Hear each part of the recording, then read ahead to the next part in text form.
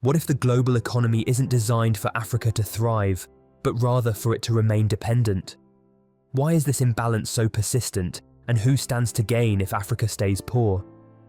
Let's unravel the systems, strategies, and history that keep an entire continent from reaching its full potential. The resource trap. Africa is rich in natural resources: gold, diamonds, oil, rare earth minerals, and more. Paradoxically, these riches have often led to underdevelopment rather than prosperity. This phenomenon, often termed the resource curse, arises when global powers and multinational corporations exploit these resources while leaving little for local economies. Consider rare earth minerals like cobalt and lithium, crucial for batteries in electric vehicles and smartphones. The Democratic Republic of Congo produces over 70% the TT of the world's cobalt, yet the profits rarely reach the hands of ordinary Congolese citizens. Instead, multinational corporations benefit, and the revenues flow back to shareholders in wealthier nations.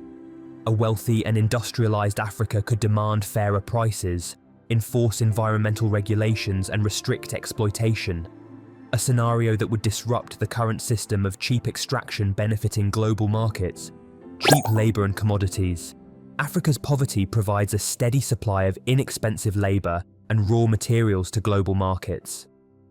This arrangement enables companies in wealthier countries to produce goods at lower costs. For example, cocoa farmers in West Africa earn a fraction of the profits generated by the chocolate industry, which is worth billions in Europe and North America. If these countries were economically empowered, labor costs and commodity prices would rise, challenging the profit margins of these industries. Aid dependency as control. Foreign aid is another mechanism that perpetuates poverty.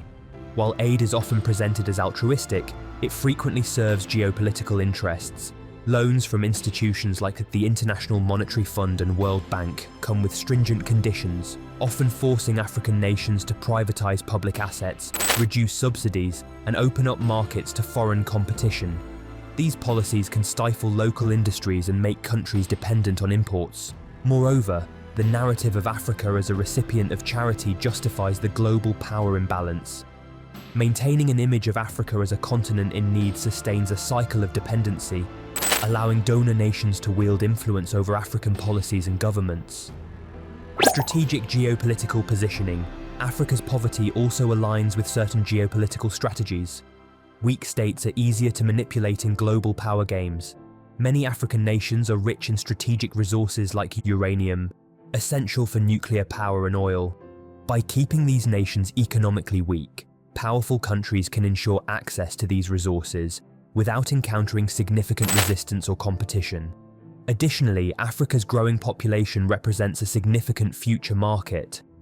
Keeping the continent dependent and fragmented ensures that external powers can shape its economic trajectory to their advantage, securing markets for goods and services. The role of historical exploitation. Africa's impoverishment is not accidental, it is a legacy of colonialism.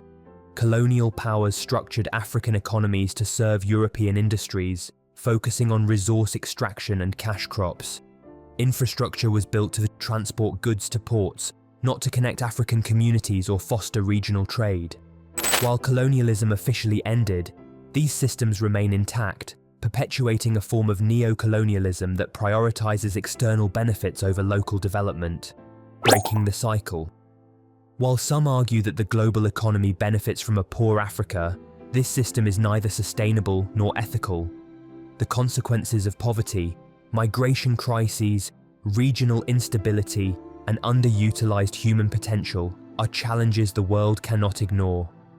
An empowered Africa would mean fairer trade, stronger global partnerships, and innovative contributions from a continent brimming with untapped talent.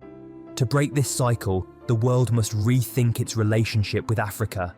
This includes addressing exploitative trade practices, forgiving unfair debt, supporting local industries, and dismantling systems that prioritize profits over people. Ensuring Africa's development is not just morally right, it's a step toward a more balanced and just global economy. What do you think needs to change to empower Africa and its people? Let's discuss this in the comments below. If you found this exploration eye-opening, don't forget to hit the like button and share it with others. And make sure to subscribe and turn on notifications.